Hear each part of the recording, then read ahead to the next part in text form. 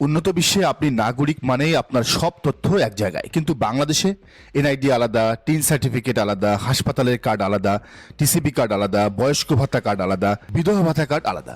জামায়াতে ইসলামী এই analogue system ভেঙে দিতে চাইছে। তাদের policy simple, one card one nation. দেশের নাগরিক হওয়াই এই কার্ড পাওয়ার একমাত্র যোগ্যতা। কোনো নেতার পায়ে ধরতে হবে না, কোনো স্লিপ জমা দিতে হবে না। এই একটি কার্ডেই থাকবে আপনার NID, tax info, health care data এবং সামাজিক সুরক্ষা কার্ড। আমেরিকার সোশ্যাল সিকিউরিটি বা ইউরোপের রেসিডেন্স কার্ডের মডেলে এটি তৈরি। এখানে দুর্নীতির সুযোগ জিরো, কারণ সিস্টেম অটোমেটেড।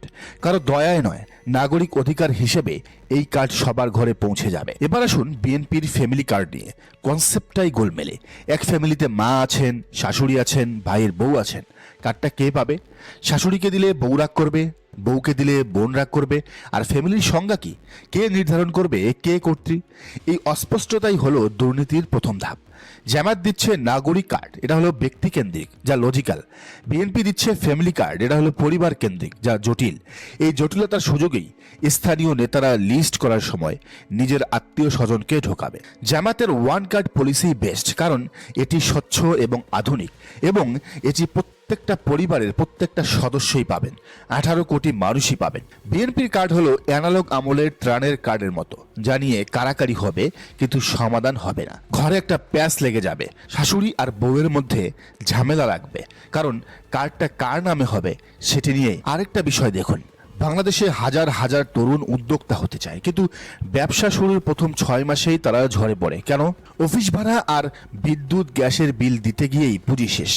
জামায়াত এই জায়গাতেই হাত দিয়েছে। তাদের ঘোষণা, স্টার্টআপ বিজনেসের প্রথম 2 বছর বিদ্যুৎ এবং গ্যাস বিল ফ্রি। চিন্তা করুন, আপনার ফ্যাক্টরির মেশিন চলছে, কিন্তু মাস শেষে বিদ্যুৎ বিলের টেনশন নেই। এই টাকাটা আপনি রিইনভেস্ট করতে পারবেন, কাঁচামাল কিনতে পারবেন। এটি বাস্তবায়ন হলে বাংলাদেশে শিল্প বিপ্লব ঘটে যাবে। তরুণরা আর বিসিএস বা চাকরির পেছনে ছুটবে না, তারা নিজেরাই বস হবে। আর এখানে তৈরি হবে হাজার হাজার লাখো লাখো কোটি কোটি মানুষের কর্মসংস্থান। চীন বা ভিয়েতনাম রাতারাতি বড় হয়নি, তাদের অলিতে গলিতে ছোট ছোট ফ্যাক্টরি বা কটেজ ইন্ডাস্ট্রি গড়ে উঠেছে। জামাত সেই মডেলটাই কপি করতে চাইছে। 5 বছরের মধ্যে বাংলাদেশ ভিয়েতনামের কাছাকাছি চলে যাবে। গার্মেন্টস নির্ভর অর্থনীতি থেকে আমরা ম্যানুফ্যাকচারিং হাবে পরিণত হব। বিএনপি বলছে টাকা দেব, এটা হচ্ছে খয়রাতি। আর জামাত বলছে সুযোগ দিব, উপার্জনের সুযোগ দেব। একটি আপনাকে অলস বানাবে, আর আরেকটি আপনাকে স্বাবলম্বী বানাবে। একজনকে এক বেলার জন্য একটি মাছ দান না করে তাকে কিভাবে মাছ ধরতে হয় সেটি শিখিয়ে দেওয়া কি বেটার নয়? বিএনপি বলছে ফ্যামিলি কার্ডে মাসে 3,000 টাকা পর্যন্ত সুবিধা পাওয়া যাবে। প্রশ্ন হলো, টাকাটা আসবে কোত্থেকে? বাংলাদেশের বাজেটের একটা বড় অংশ যদি শুধু কার্ডেই চলে যায়, তবে রাস্তাঘাট কে বানাবে, স্কুল কলেজ কে বানাবে? এটাকে বলে ওভার প্রমিস বা আকাশ কুসুম কল্পনা।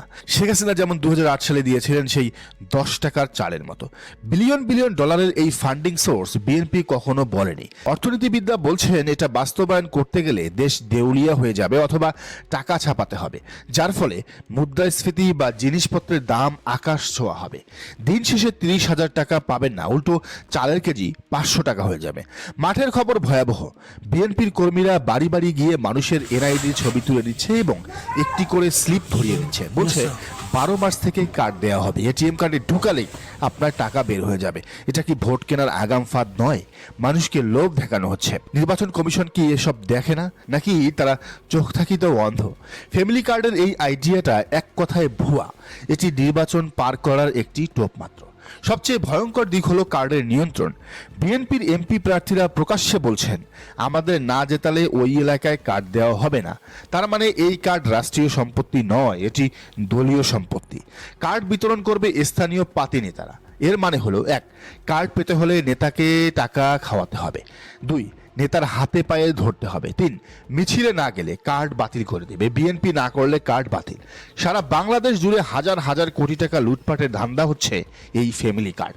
আগে হাওয়া ভবন ছিল বনানীতে, আর এখন সারা বাংলাদেশের প্রত্যন্ত প্রত্যন্ত অঞ্চলেও এই হাওয়া ভবন ছড়িয়ে পড়বে। শুধু ফ্যামিলি কার্ড নয়, বিএনপির কৃষক কার্ডের অবস্থাও হবে একই।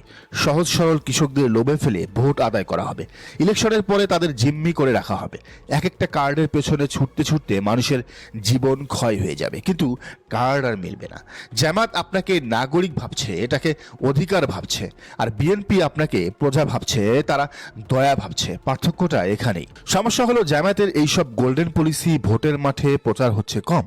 সাধারণ মানুষ ইকোনমিক্স বোঝে না, তারা বোঝে নগদ। বিএনপি যখন তার টাকার লোভ দেখাচ্ছে, জামায়াত তখন শিল্প বিপ্লব বোঝাচ্ছে।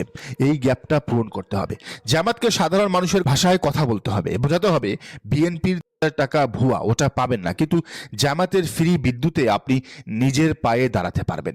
জামাতের উচিত নিজেদের প্রচারের পাশাপাশি বিএনপির এই বাটপাড়ি বা স্লিপ বাণিজ্য তুলে ধরা, মানুষকে সতর্ক করা।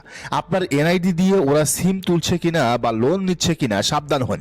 বিএনপির ফ্যামিলি কার্ড যে একটা নির্বাচনী জুমলা, সেটা ডেটা দিয়ে প্রমাণ করতে হবে, তথ্য দিয়ে প্রমাণ করতে হবে।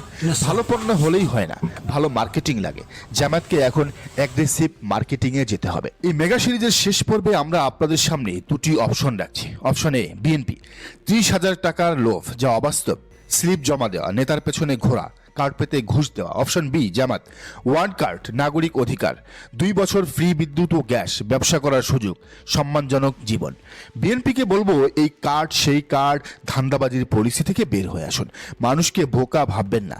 জামাত কোনো ওভার প্রমিস করছে না, তারা আকাশ কুসুম কোনো কল্পনা দিচ্ছে না। যে পলিসিতে আগালে সব নাগরিকের সুবিধা নিশ্চিত হবে এবং যা বাস্তবায়ন সম্ভব, সেটাই তারা প্রমিস করছে, ওয়াদা করছে। জামাতের উচিত প্রত্যেকটা তরুণের কাছে পৌঁছানো, তাদেরকে জিজ্ঞেস করা, তোমরা কি 30,000 টাকার ভাতার জন্য লাইনে দাঁড়াতে চাও, নাকি ফ্রি এনার্জি সুবিধা নিয়ে ভিয়েতনামের মতো